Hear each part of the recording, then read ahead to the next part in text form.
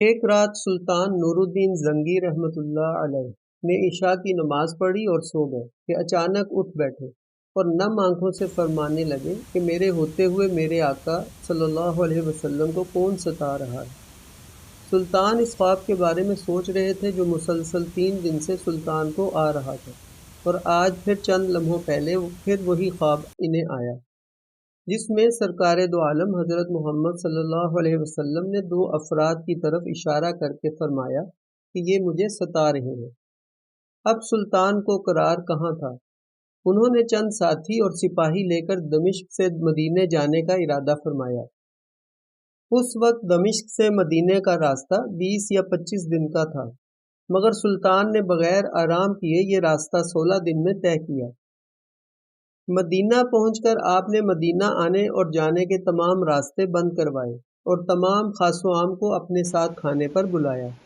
اب لوگ آ رہے تھے اور جا رہے تھے، آپ ہر چہرہ دیکھتے مگر آپ کو وہ 2 چہرے نظر نہ آئے۔ اب سلطان کو فکر لاحق ہوا اور آپ نے مدینے کے حاکم سے فرمایا کہ کیا کوئی ایسا ہے جو اس دعوت میں شریک نہیں؟ جواب ملا کہ مدینے میں رہنے والوں میں سے تو کوئی نہیں، مگر 2 مغربی زائر ہیں جو روضہ رسول کے قریب ایک مکان میں رہتے ہیں، تمام دن عبادت کرتے ہیں اور شام کو جنت البقیع میں لوگوں کو پانی پلایا کرتے ہیں، جو عرصہ دراز سے مدینہ میں مقیم ہے۔ سلطان نے ان سے ملنے کی خواہش ظاہر کی۔ دونوں زائر اپنے آپ بہت عبادت گزار ظاہر کرتے تھے۔ ان کے گھر میں تھا ہی کیا، ایک چٹائی اور 2-4 ضرورت کی اشیاء، کہ یکدم سلطان کو چٹائی کے نیچے کا فرش لرزتا محسوس ہوا۔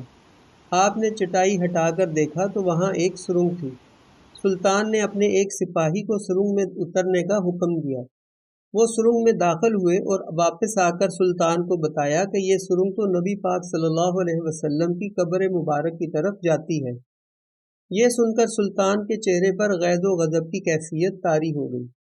سلطان نے دونوں زائرین سے پوچھا کہ سچ بتاؤ کہ تم کون ہو؟ حیل و حجت کے بعد انہوں نے بتایا کہ وہ یہودی ہیں اور اپنی قوم کی طرف سے تمہارے پیغمبر یعنی سردار دو جہاں حضرت محمد صلی اللہ علیہ وسلم کے جسم اقدس کو چوری کرنے پر مامور کیے گئے ہیں۔ سلطان یہ سن کر رونے لگے۔ اسی وقت ان دونوں کی گردنیں اڑا دی گئیں۔ سلطان روتے جاتے اور فرماتے جاتے کہ میرا نصیب کہ پوری دنیا میں سے اس خدمت کے لیے اس غلام کو چنا گیا۔ اس ناپاک سازش کے بعد ضروری تھا کہ ایسے تمام سازشوں کا ہمیشہ کے لیے خاتمہ کیا جائے۔ سلطان نے معمار بلائے اور قبر اقدس کے چاروں طرف خندق کھودنے کا حکم دیا، یہاں تک کہ پانی نکل آئے۔ سلطان کے حکم سے اس خندق میں پگھلا ہوا سیسا بھر دیا گیا۔